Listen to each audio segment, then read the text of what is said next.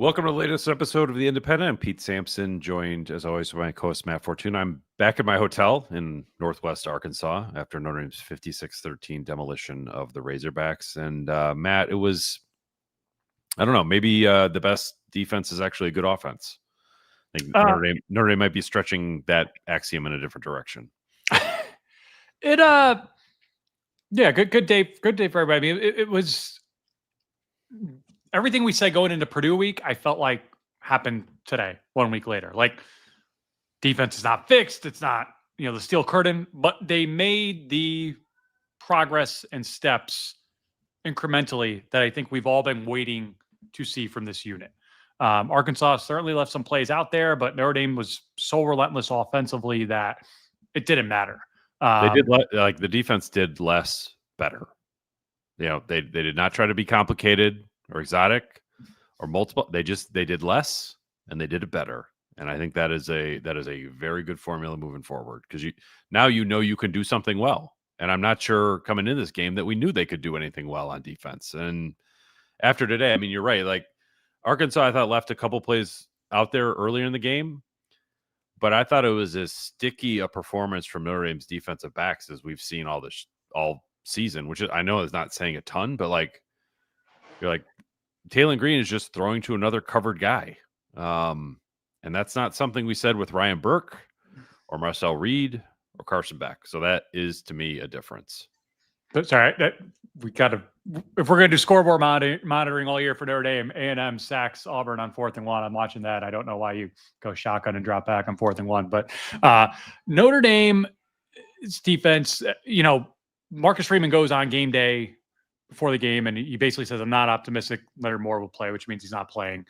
And we've seen what Arkansas offense has done this year. We obviously know what Notre Dame's offense is capable of.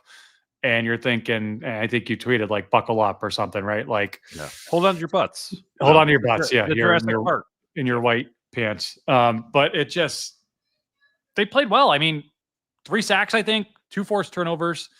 I thought Mark Zachary played well in extended time. I thought they did a great job of making Arkansas feel hopeless early. And again, like you said, sometimes your best defense is your offense. The way they look like a well-oiled machine right now on offense. And again, Arkansas, I think we can all read the writing on the wall of Sam Pittman. I don't know if they're going to do anything in season or do anything to that staff in season, but I don't know how you move forward after all the performances they've stacked together this season on that side of the ball and think we're not going to do anything. But, I'll say it selfishly, good thing Notre Dame won. If they were 1-3 before October and were eliminated from playoff contention, I don't know what the hell me and you would talk about for the next 2 months other than like making DC lists for next year. This season is alive and well. I wouldn't say you hit the soft spot of the schedule, because I don't know if you can overlook a team in Boise State that made the playoff last year, and NC State's a team that, will lose to Wake Forest and then beat Clemson, a good Clemson team. These are all games where Notre Dame has to be on their P's and Q's, at least defensively. But my God, that offense looks so good right now that, Dan Lanning made the joke, I think, after week 2, we punted in the 4th quarter because I didn't want to lose my punter to the transfer portal. Notre Dame might get there with 38-year-old James Rendell at this point. I mean, even when they put him out there, they end up running a fake. And I will say the only real criticism I have of them coming out today is I hated the 4th and 1 call that got botched, blown up. Yeah, that seemed like a busted play. I'm not sure what happened on that one. But yeah, I thought that the offense was so good that it made Arkansas play desperate almost immediately on offense. Like, even though they were only down, 14-3 at some point, I think Arkansas started playing like, holy shit, we're down 4 scores. Felt that way on TV. I'm sure it felt because that way they knew they were about to be down 4 scores, and it turns out they were down 6 scores. But that's when I say the best defense is a good offense. When your offense is so good that it takes the other offense out of its game plan, like, that's what happened today for Notre Dame. I mean, the numbers are just ridiculous. Notre Dame finishes with 641 yards total offense. They throw for 431. That includes 40 yards by Jordan Faison. They rush for 210. They average 8.9 yards per play, 18 yards per completion. they scored touchdowns on their first 6 drives. And I think at that point, if you go back to Purdue, CJ Carr had led 13 touchdown drives on his previous 14 possessions. That is like off the charts good offense. And I think that we probably have been getting some questions about, like, could this be Notre Dame's best offense since, and I think we both point to 2015. I think it's better than that already. It's better than that already. It will be better than that, yeah. I mean, I don't know. I don't know what the best offense since goes back to. Because 5 maybe? I don't know. Maybe. And I think you really sort of got to look at this from the prism of, like, the offense was more than good enough to beat A&M. So I think some of the criticisms from previous Notre Dame offenses is like, okay, in big spots, they only scored 20. No, they put 33 offensive points on A&M. So they were more than good enough to win this game or that game. And then they go over 50 back-to-back weeks. I think, to me, the reason Notre Dame's season is interesting again is all CJ Carr. I mean, I know the defense played better today, but like what Carr is doing, it is difficult to overstate how good he has gotten this quickly. To the point, like, I asked, Marcus Freeman was in there post game and he talked about, hey, look, we did a good job of blocking out the noise, both criticism and praise. And I asked him, like, so which noise is easier to block out? And he's like, hey, you're using my words against me there. And I'm like, yeah. But he was like, look, I love blocking out the criticism noise. Playing with your back against the wall, like, I'm good with that. Like, I love the fight mode. He said blocking out the praise is much harder to do. The dealing with success part. And then CJ Carr comes in like maybe 10 minutes later, and you would have thought he went 12 of 20 for 175, 1 touchdown and 1 pick. Just very, not monotone. He wasn't like boring, but I mean, as I wrote in my column, this guy aced a test, and you would have thought he's like, I wrote my name on the top line. What do you want me to, like, I spelled it correctly. You're going to give me a cookie for that? Like, he's just so unimpressed with himself that to me, that makes Notre Dame very dangerous, because Carr could be good enough to beat human nature, which is like first year starting quarterbacks have bad games at some point. I don't know if he's going to. If he doesn't, then Notre Dame's probably going 10-2. Rat poison, Pete. Rat poison. But no, I think all the great quarterbacks have that in them, right? You talked last week about how his memory was savant-like when it came to breaking down random plays. He did that today again. But I mean, you hear Brady do that. You hear Manning do it. There was a viral clip this offseason of Joe Burrow after a win, mic'd up on the sideline, just yelling at Zach Taylor about how bad they played, even in victory. And Zach's like, hey, we won. Like, we gotta enjoy this again. No, I mean, he's been phenomenal. He's been absolutely phenomenal. And it's been, you look at the box score post game. I thought it was a misprint at first when I saw they only had 210 yards rushing, which obviously is a good stat to have, but it's like, it just felt like, first drive of the game, 3rd and 7, let's just hand it off for a 16-yard gain. And I know a lot of that, a lot of those short passes to Jeremiyah Love were an extension of the run game, but it was just all there for the taking for them offensively. And the way CJ Carr was able to just do whatever he wanted on that defense was very, very impressive. I mean, look, I wasn't throwing that out there to be like, look at me, this is a bold pick. Like, if they go 10-2, it's going to be because CJ Carr is doing something close to this probably every game. Now, hopefully he won't have to do it every game, but he's going to put up crazy numbers. So will Jeremiyah Love if they continue to play defenses like this one. I don't recall too many offenses, if any, I've covered at Notre Dame where you go in thinking, all right, like, we know they're going to do their part and score enough. Can the defense hold up the other way? And again, the defense, I think, took a massive step forward. You stack this game on top of second half against Purdue last week, 2 wins in a row. You're back at 500.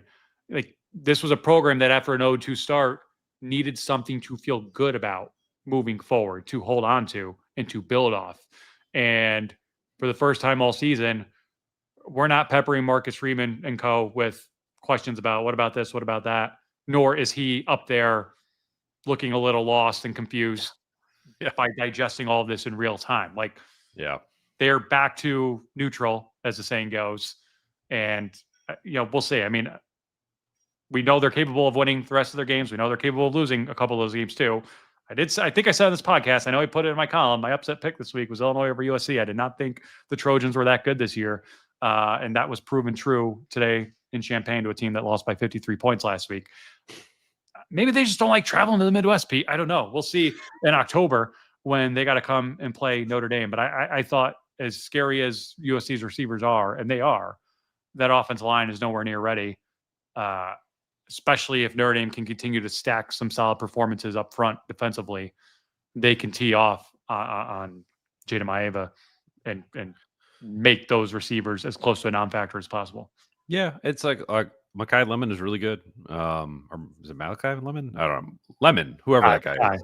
Yeah, he's good. Like they have some material on the outside. And like by then, you're reintroducing Leonard Moore into the system for Notre Dame, which makes a huge difference. So all of that together, you would think that Notre Dame would feel.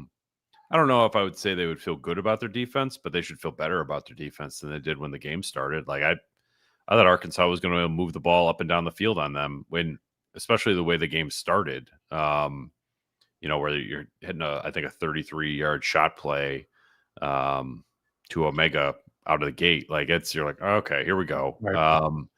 And they did a nice job of just keeping everything in front of them from there, which is not something they did very well against A&M or Purdue. So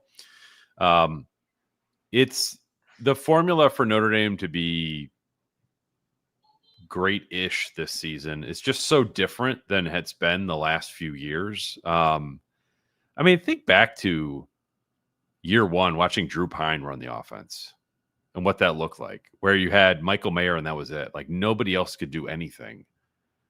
And to this, where it's just like an embarrassment of riches at the skill positions, with Price and Love, Raridan, Greathouse Fields, Pauling, and Faison, like they're all delivering now. And you're getting to this magical point where, and I always thought this was kind of one of the issues for Notre Dame early, Marcus Freeman, Brian Kelly, like basically as long as I can remember going back to 2005, is they never had three receivers they could put on the field at the same time where you had to respect that if you were a defense. Like the third receiver was always like, well, he's in there to block, or that's a blocking tight end who happens to wear a receiver's number. And now the third receiver, statistically is like Jaden Greathouse, who went for 100 yards on Ohio State and Penn State. Like that, that is just that's a different kind of offense that you're playing. And you've got a quarterback who can take advantage and sort of see, hey, because somebody or somebody's is always going to be one-on-one. And now whoever that is can win one-on-one. And for so long, you've been throwing out there like, Michael Young was the number 3 receiver for a while. Like he was not winning one-on-one. Like they just have not had receivers who could do that. And now they have multiple guys who can do that. And I just think that with a quarterback who can spot it and take advantage of it, that changes what offense can be. I'm not saying that this is LSU 2023. 19. No, it's definitely not 2019. I'm saying like Mike Denbrock's LSU offense. Yeah. I'm not saying it's like that, but it's a little bit like that, where it's just like there's always going to be two matchups on the field that are good for you. You just need a quarterback smart enough to find them and talented enough to find them. Notre Dame has a quarterback who's smart enough and talented enough to find them. It's crazy how good CJ Carr has been and how calm he has looked doing all this so far. It's just nothing. There's a question in here, and we'll get to questions here in a little bit, but it's kind of like, did they misread him or this team? Like if you run your offense against Miami the way you've run it the last 2 weeks, I understand you got to play to your opponent. Do they win at Miami? And I don't know. We could play the what if game a lot, but I can't think of maybe any Notre Dame team where I think you go into every game and you think, yeah, they got a chance because of their quarterback. You know what I mean? Like no matter how, like that's going to be the reason. That's Brady Quinn going to level win. stuff. Yeah. I think like Clausen, while very good, just didn't.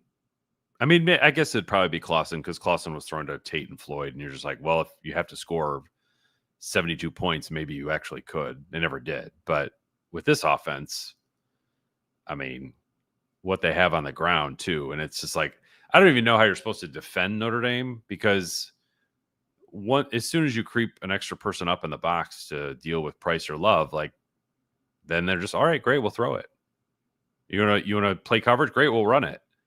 And I don't remember too many Notre Dame offenses that they would just look at what you're doing and like, all right, we'll do the opposite. We're totally cool with that because like we're super talented that way too. And it's pick your poison all the time against this offense. We're going to get to questions here in a second. Reminder to continue to subscribe to The Independent. Leave us a 5-star review and a nice comment on Apple, Spotify, or wherever you get your podcast. And continue to engage with our YouTube page as well. Thank you to everyone who enters the chat, I'd say every week, twice a week, and engages with us both midweek and post-game. Got a couple tweets saying it won't be a therapy session after this one.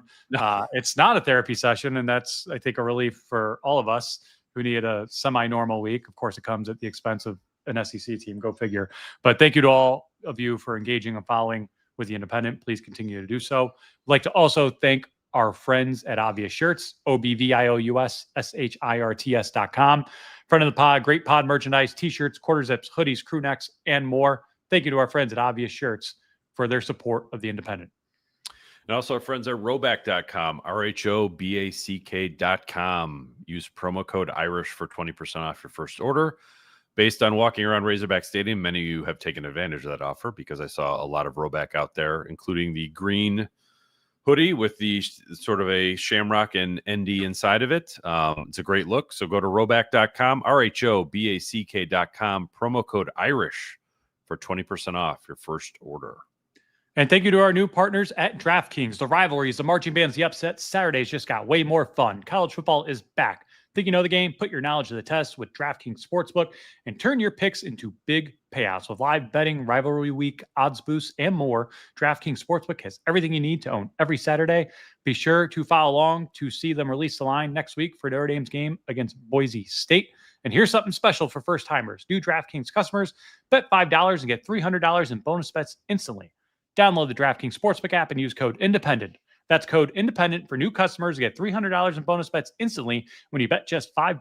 In partnership with DraftKings Sportsbook, the crown is yours. Gambling problem? Call 1-800-GAMBLER. In New York, call 877-8-HOPE-NY or text HOPE-NY 467-369. In Connecticut, help is available for problem gambling. Call 888-78-97-7777 or visit ccpg.org. Please play responsibly on behalf of Boot Hill Casino and Resort in Kansas. Fees may apply in Illinois. 21 plus age and eligibility varies by jurisdiction. Void in Ontario. Bonus bets expire 7 days after issuance. For additional terms and responsible gaming resources, see dkng.co/audio. Had a couple directed straight at you, Pete. Most importantly, from Jay. Where are you going for dinner?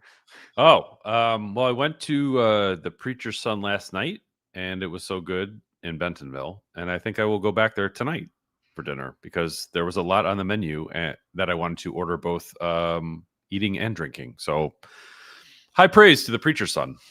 It's funny when I'm on the road, especially in places where I've never been before, I'm always like, I got to try this. I got to try that. But I'm very much a creature of habit. If I'm somewhere for 2 nights or more and I enjoy where I went the first night and it's convenient, I'm probably just going back there again. I was in Vegas for Big Ten Media Days in July, and that's kind of become the food capital of the world. I think I went to the same diner every single day for breakfast, lunch, and dinner because it was literally right there and there was no line and I just needed fuel at that point. Also, shout out to the Athletic subscriber who suggested Onyx Coffee Lab. I went there this morning at like 6:45 a.m. and somebody was like, "Hey, I love the pod." Yeah, that also Bentonville. I never thought I would come out of here thinking like, I texted my wife, I'm not saying we should move to Arkansas, but like it's really nice down here. Campaigning for the head coach I'm all job. for with Notre Dame playing more road games at Arkansas. Campaigning for the soon-to-be vacant Arkansas head coach job. Yeah. I like it, Pete. Way to do it on a pod. Hope the proper people are listening. Jay Carr, our friend with the great BBG avatar, Pete, Arkansas stole my idea of having a 300-pound fullback, and look, it worked. That was pretty cool. I mean, not a lot worked for Arkansas today, but that was, as a fan of their one touchdown, big boy football, that was cool to see. Also, like, I'm just gonna say this: it's refreshing to be going through the comments and not being like, "All right, another Ash one, another Ash one, another Ash one." Like, there's some real questions in here. I mean, this is Ash related, but Alex Spicer is a defense back-ish. I wouldn't say Ash. back. I forgot until someone, probably you, texted a picture of Ash with an Arkansas. Yeah, no, it was 100%. I forgot he was at Arkansas way back when. Wouldn't say back, but I say it. They stopped the bleeding. They turned a corner for the better. Can they build on that moving forward? Yeah, I mean, whatever metaphor you want to use, it's like you can't. What do you do when you find yourself in a hole? Stop digging. They stopped digging today, and I think Marcus Freeman used the phrase "simple enough." Regarding the defensive game plan. We didn't really get into it with him about like, all right, how simple was it? Probably a question for Monday, but like, I'm interested like how much they cut out. Because it felt this was a moment where I think the come to touchdown Jesus moment for this defensive staff this week is like we got to do less. And I'm not comparing Chris Ash to Al Golden, but I will say I remember from Al Golden's first year at Notre Dame, at the end of it, him talking about like, God, I had a lot of inventory in this defense that we never used. What a waste of time that was. I think this time it's like they have a lot of inventory they're trying to use. It's not working, so cut it out. I think Chris Ash is coming to the realization that Al Golden came to after 12 games. It's probably hit Chris Ash after 3 games. Sometimes less is more. It's why I was working on other stories, talking to someone this week, gave me a great line from Gene Stallings. Someone who played for Gene Stallings, not Dabo Sweeney, said, Stallings would always say, in college football, you really only bring your A game 2 or 3 times a year, no matter how much you try to. So you better have better players than the other team, because when they bring their A game and you don't, you're screwed. And it's, I would not say Notre Dame has brought their A game yet. Maybe they have offensively. I don't know. But offensively, I would say they had an A game first half. Yeah, no, they had a game. Yeah. But like as a program, like I've not looked at one game. I mean, today's the first game where, we're not picking apart the defense. We're not having all these questions. Like, I still think there's a lot more out there for this team. They're eventually going to get Leonard Moore back. Knock on wood, they've stayed healthy so far. CJ Carr, as good as he's been, he's a redshirt freshman, which means he's going to get better. Right. So I think there's obviously this was a swing game for a number of reasons for Notre Dame, but to go into October, record aside, I just think there's a lot to be optimistic about right now. Not to get too far ahead of ourselves, as far as the defense is concerned, but I don't know how you don't come out of here today thinking like, yeah, don't let us get hot. Like, don't let us in the playoff. Like we know what we're capable of. I was going to say, like, when I think we're going to see the A game though, right? Like USC, October 18th. Yeah. I feel like that's coming. Teifel, apologies if I'm mispronouncing this, Healer. When is the last time our offense put numbers up like today? Not in my lifetime. I was looking at total yardage in the record book, and there was a recent Stanford performance, I think, where they put a crap ton of yards on them. I was surprised that this was not a top 10 all-time yardage game for Notre Dame, but it was close. But I think 650 was the cutoff for that. Halftime, they said the 42 points were the most, I think, in the last 30 years by a non-conference team at an SEC venue. I could be missing the timeline there, but it was the most of something within a half. I think you had 42-27, I had 41-27. So that I was out by halftime. Hey, just saying, if you listen to me, first quarter over, first half over, CJ Carr over, which also cleared in the first half. Yeah. Again, I picked the Illinois upset. If you read my picks column every week, knock on wood, so far I'm perfect. Utah State at a backdoor cover against Vanderbilt, and Texas A&M and Ohio State won. All that's left is for Penn State to cover against Oregon. What the hell could go wrong with that? But as Marcus Freeman says, you got to enjoy the wins. You got to celebrate the wins. I've been on a cold streak here, at least with regards to Notre Dame, the first 2 games of the season. Happy to see that turn around. Yeah.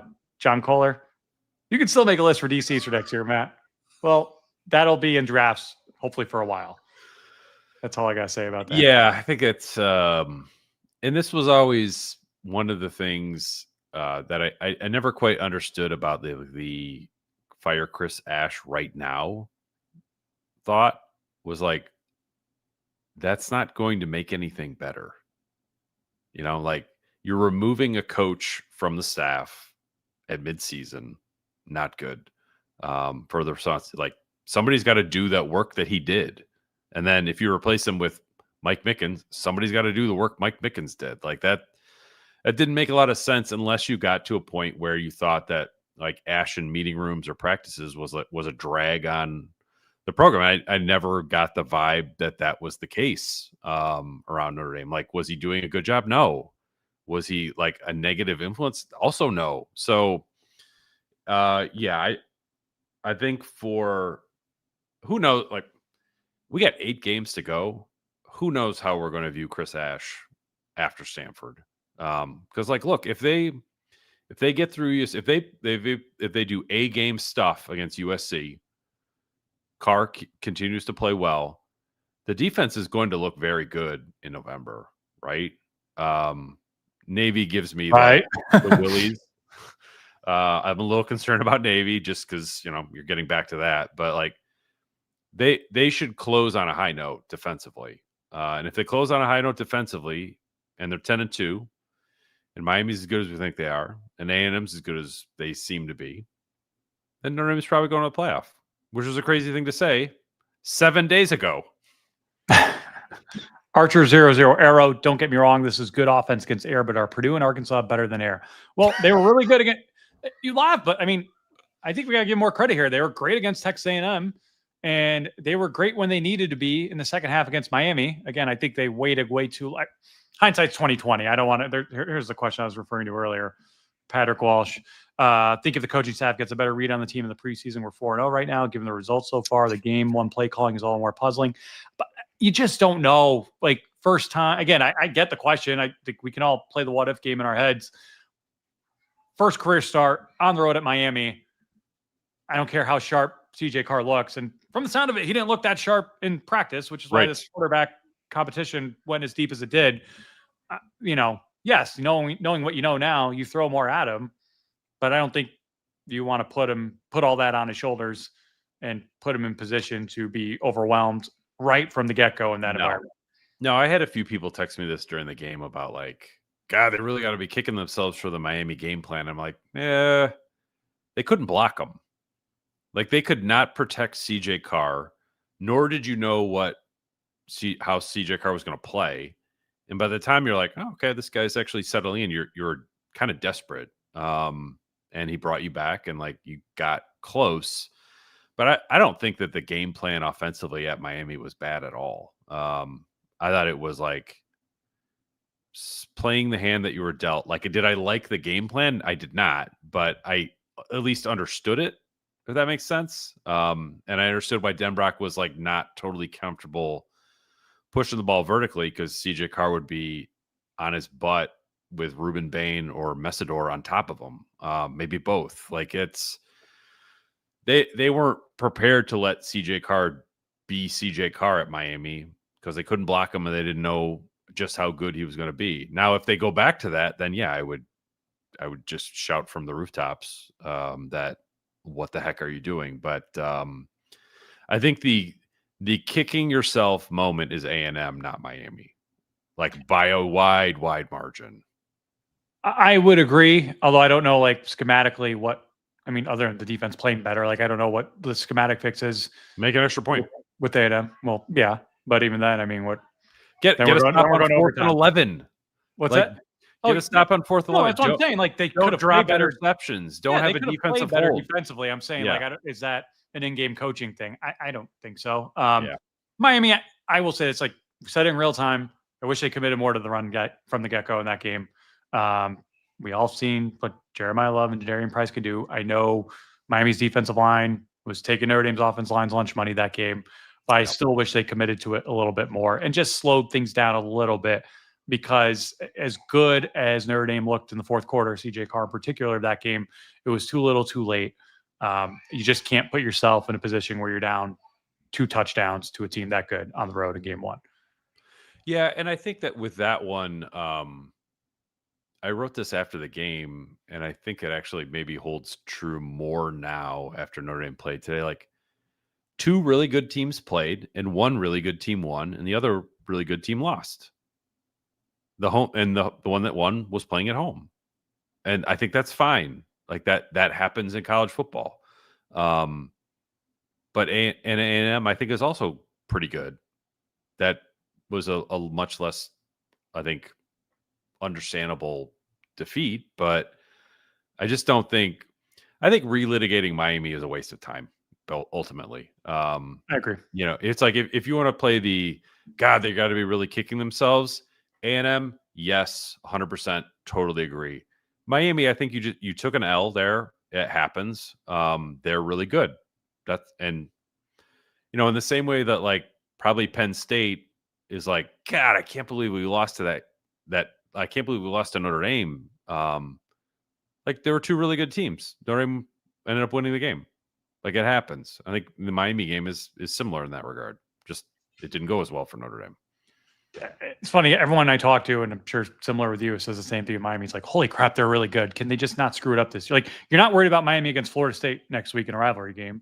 You're worried about them doing what Florida State did last night, right? Like losing on the road to Virginia, or a team that they should beat, kind of like what happened last year when I think Miami was clearly the best team in the ACC and just did not know how to handle success yet. Andre King, what's up, man? Hey, guys. Good to have you back, Andre. Juan Paku Danpu. Apologies in advance. I think even my kid heard me say that one and screamed in the background. Leonard was very successful, but it also makes you wish they just threw Carr out there last year. All I'll say to that is Riley Leonard was the perfect quarterback for Notre Dame at the perfect time. Yes. And I don't think it's any more complicated than that. I get what you're asking, but I just, especially with the way that season went, absolutely perfect for what they needed. Yeah, he was their identity last year. And that identity was good enough to play for the national title. Similar question from Jim Myman. In hindsight, would the Miami outcome been different if the coaching staff allowed Carr to open up more, or have I forgotten how good the Canes defense was? Both. The latter part. I mean, more the latter part, but both.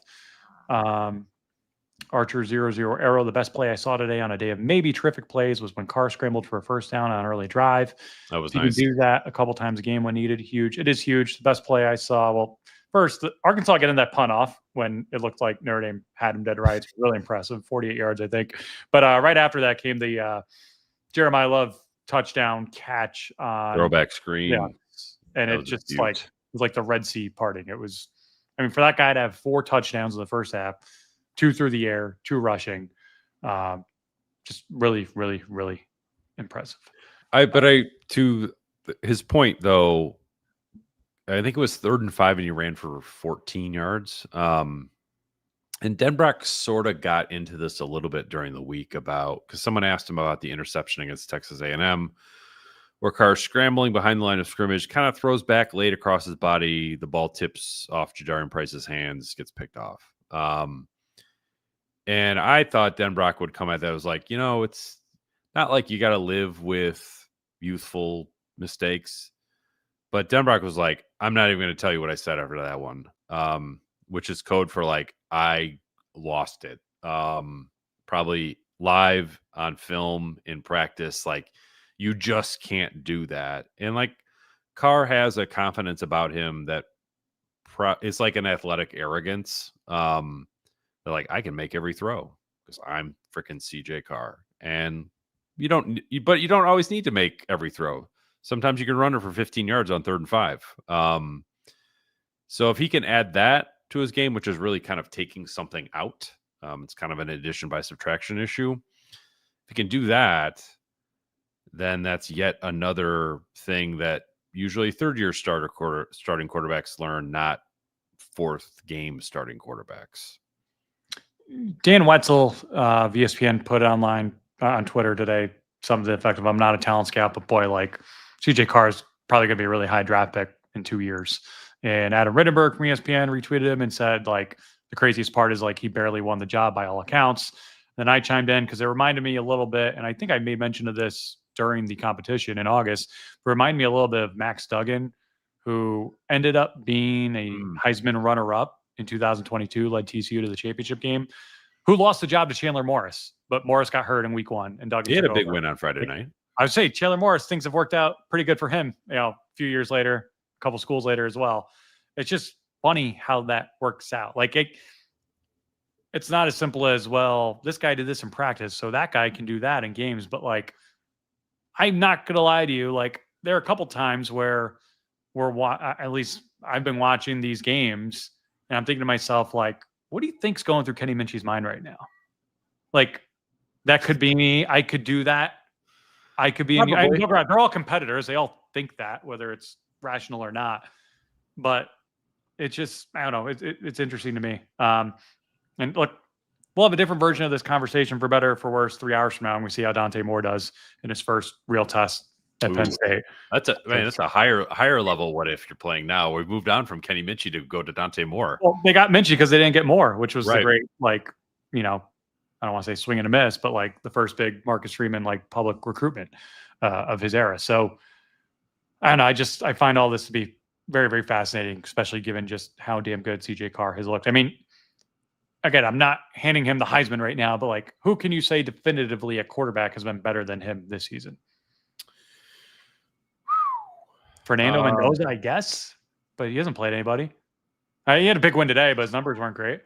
Does Brett Bielema listen to the show, Matt? Well, yeah, Brett Bielema, you have 63 points then. Yeah. And he does. Listen. We should have him on USC week for a scouting report. Yeah, I mean, Carr's level is historic, off the charts. I mean, he's on pace to crush the single season pass efficiency record at Notre Dame, and he's done that having already played at Miami against A&M, top 10 team. And I know Arkansas is terrible, but it's still a road game against a Power 4 conference team. I mean, it's just ridiculous what he's doing. So, yeah, I would. Carson Beck's been better, but like has a lot more toys to play with. Yeah. I think he'd probably. John Mateer was better. He's out now. I think tonight, we'll see. This could age poorly, but I think Ty Simpson, at least, so far, even in that loss to Florida State, you look at the numbers, he's been really, really good. And if he wins in Athens tonight, that's a guy who's going to get a lot of love. But the point being, like, we can't really laugh at that prompt of where does CJ Carr fit in among the best quarterbacks in the country 4 games into his career, which is very, very good place to be. Pat Brocky, during several sideline camera shots, Marcus was smiling. Hopefully he'll finally get a good night's sleep tonight. Doubt it. Coaches don't sleep, and when they do, it's not well. He's also a parent of 6 kids. I don't get sleep with 2 kids, so I don't know how he would with 6, although they are older. That being said, it was a noon game, and I assume coaches are wired like sports writers, right, Pete? We love our noon games because sometimes you do get to go to sleep at a decent hour. But he's a coach. He'll find plenty to pick apart with this performance today. Jay, with how the defense looked today in the soft back half of the schedule, what are y'all's thoughts on Ash being back next year?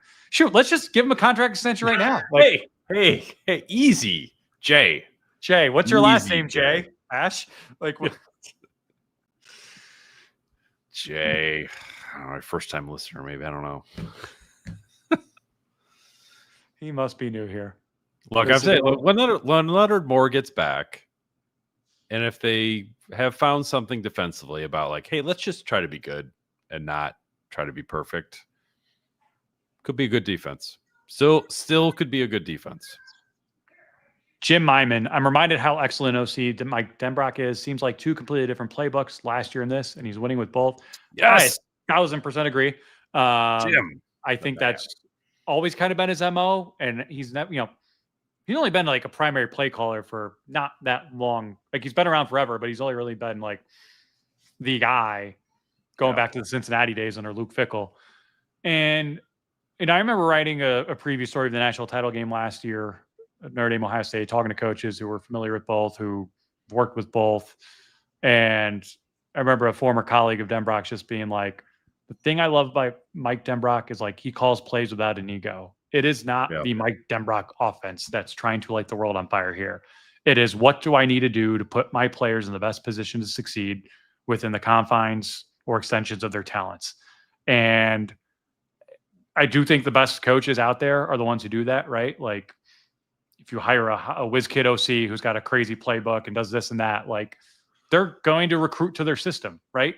And if you're not part of that system, you don't fit in. And that's that. Like Chip Kelly, for all of his faults, but he's a great play caller. You know, he always says, like, don't ask me what my offense is. Tell me who my quarterback is, and I'll tell you what my offense is. And I think Mike Denbrock operates that way. Yeah, because that's when somebody was asking about Riley Leonard last year.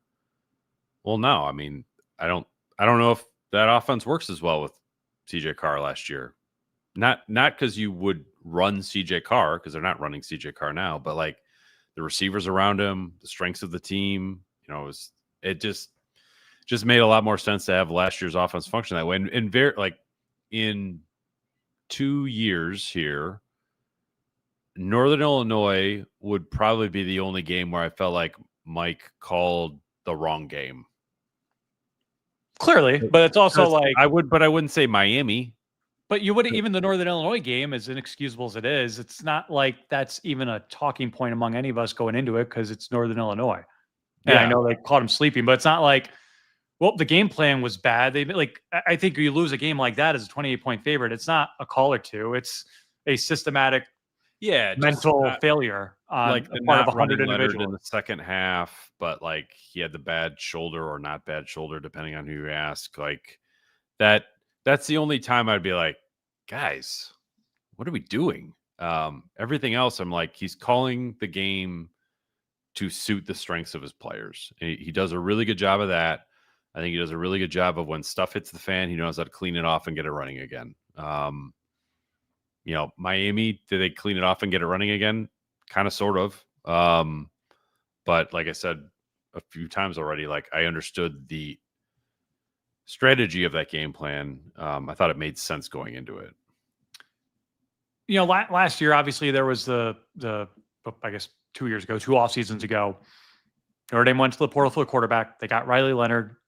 They could have gotten Will Howard. They essentially chose Riley Leonard over Will Howard. When Ohio State lost to Michigan last year, I put out on Twitter, like, you know, Notre Dame clearly struck all the right notes coaching the season, but their biggest one may be picking Riley Leonard over Will Howard. Obviously, Will Howard beats Riley Leonard in the championship. So if you're an Ohio State fan and you want the last laugh, go for it. I get it. But I definitely think both those guys ended up where they should be. Will Howard would not have run Notre Dame's offense last year nearly as well as Riley Leonard did.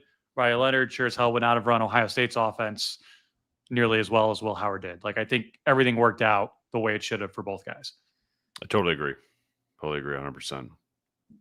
Dad Farley, how was the environment at kickoff? Yeah, Pete. I mean, I saw your student section pick halfway through, but so I wish that I'd taken, well, I kind of inadvertently did take a student section pick before the game with my good afternoon, or I guess it was good morning here tweet. But I mean, the student section was packed early. I mean, like an hour before the game. And even driving up to the stadium, the line to get in among the student body was impressive. It was loud, good flyover. I mean, it had like all the trappings of like, oh, this is kind of what SEC football is about. So I would say it was a great environment. It quickly became not a great environment when Arkansas was jeered off the field. They were definitely booing and not saying woo, pig suey. Like they were not happy with how that first half went. Because at that point, it kind of felt like the Arkansas Boilermakers, but like the Ryan Walters version of the Arkansas Boilermakers. Like that was, and it was funny, like CJ Carr even referenced last year's Purdue game in his post-game interview about the Price touchdown right before halftime. He's just like, sometimes they just screw around and score. Like that's the running backs are that good. So yeah, there were some Purdue 24 vibes here in Fayetteville. Carr got in that game as well. Didn't throw a pass, but he did play in that game. Yeah, right. Also, like Notre Dame's played the SEC twice this year, 1-1. SEC commissioner. Greg Sankey's been at both games. I would assume he got on his private jet and made it to Athens for tonight's game with Alabama because that is a bigger game for SEC. Yeah. But I do think it's telling that he went out of his way to see the Irish both times. Not saying they're joining the SEC. Buddy Pete Bavacqua. That as well. They've got a mutual golfing buddy as well who's in the news every now and then. So I hear. There was here Pigpen. Hog team may suck, but the fans' energy and atmosphere is top tier every game. I assume based on your name being Pigpen, having that emoji and avatar of the Razorback logo, you are an Arkansas fan. Thank you for joining the Independent. You're welcome to come back. You can monitor Notre Dame season the way Notre Dame fans right now are monitoring Miami's and A&M's, although I don't know if it'll be as worthwhile for you Arkansas fans in the grand scheme of things when it comes to playoff picture and whatnot. Thank you for being here. It looked like a great atmosphere for a quarter and a half. Yeah, it was. You even got I almost forgot about this. They got the Bronx cheer when they finally stopped Notre Dame on third down, and then Notre Dame fixed the punt, and it doesn't matter anyway. So,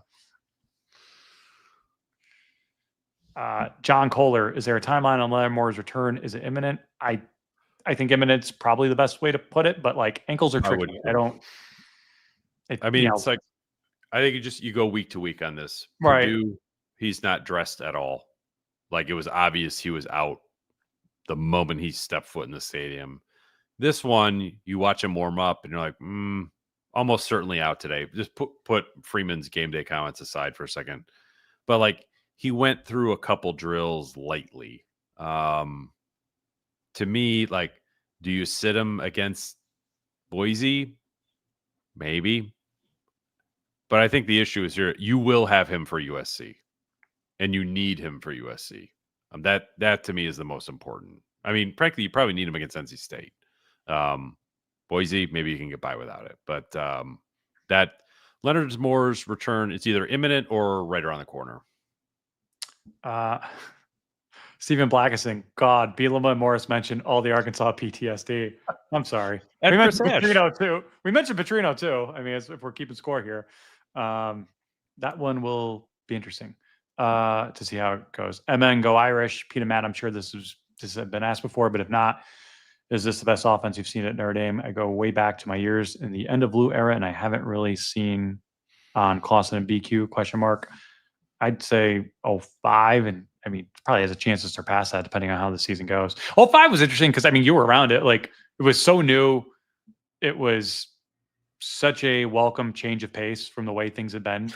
Yeah. And like at the time, like, oh wait, this is Tom Brady's guy. This is what he's doing for Brady Quinn now. Like I remember being in high school, a Giants fan then right after they drafted Eli, and I'm like, that's got to be the Giants' next coach because that's a guy who can unlock Eli. And are you the reason they got the 10-year contract? Yeah, me. That Fortuna fan sentiment. 16-year-old me in Lower Manhattan was responsible for that. You're welcome, Kevin White. But no, I don't have a comp in my time covering them since 2011.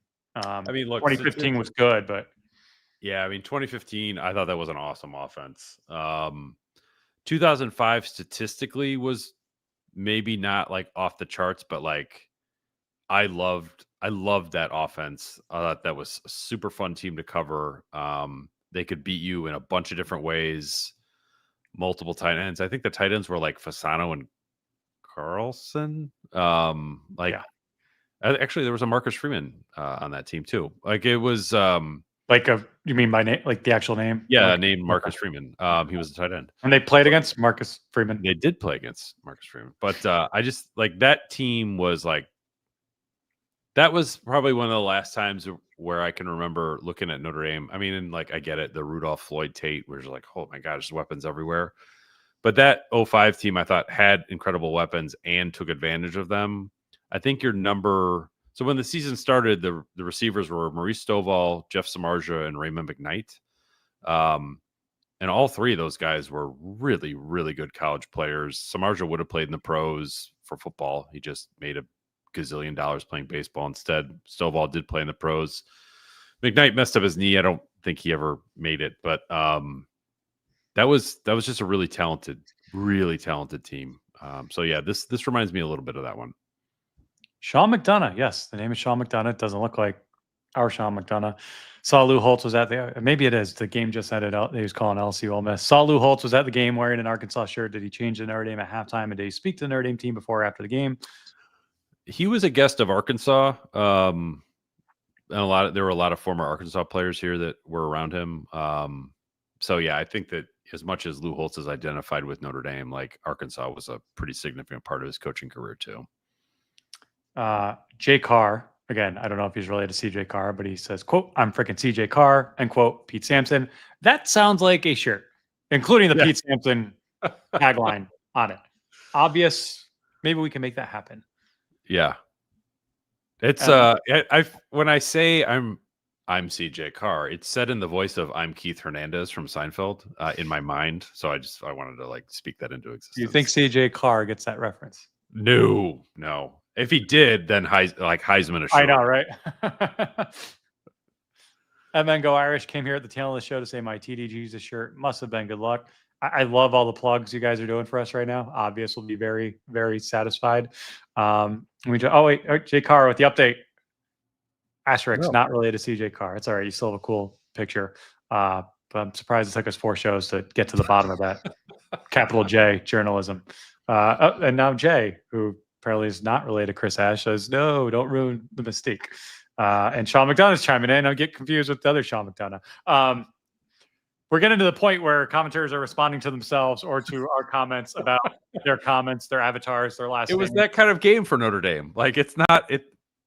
We're out. We have moved beyond existential crisis. I mean, of the Notre Dame football season. You can see the fourth quarter broadcast. It was Arkansas grad Taylor McGregor talking about like the sorority scene at Arkansas, which is like, yeah, it's a blowout. Like this is the stuff you do all that prep work for when you're a broadcaster to fill airtime in case you have a 56-13 game on your hands. And pretty ABC sure they answered the call at that. They have a vibrant sorority scene based on this student body lining up before the game. So that's why you want to move down there. And well, I know you asked your wife, you wouldn't have asked her, but yeah.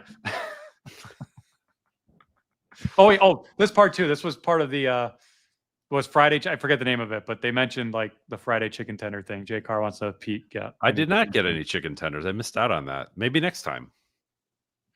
Archer 00 Errol, Pete's pop culture references are the best. As a fellow 40-something, I get most of them. Well, I get the Seinfeld ones. I don't get the 6-7 ones, but yeah, well, I mean that's just like having a teenage boy in the house or a near teenage boy in the house. Yeah, I'm sure as a 40-something you will appreciate. I've got a Wilco show coming up here in a couple of weeks, so that's where all the 40-something dads unite. I didn't know Wilco performed as much as they did, but they must, because I feel like multiple times a year you mention either on or off there that you're going to a Wilco show. It's a good time. I saw him at Lala when I was in college. I do remember liking it, but yeah, I was the youngest guy there. On that note, 56-13, Notre Dame is victorious. They are 2-2 with Boise State on deck. We will have our normal Wednesday midweek live episode with a special guest. Tune in to see who that will be. Pete, anything to add on your what's on your literal plate tonight in Bentonville and beyond? No, I think I'm going to log off here and head back over to the Preacher's the Preacher's Son. Should be a nice, relaxing evening of watching college football and having a couple cocktails and good dinner. It's I know fans love the night games. But as we wrap up recording here at 7 p.m. local time in Arkansas, like that is my 350-yard 4-touchdown performance, is to be able to actually have a Saturday evening during the college football season, because they are very few and very far between. Here. He's Pete. I'm Matt. Thanks all of you for tuning in on this week's post-game live edition of The Independent. We'll see you Wednesday.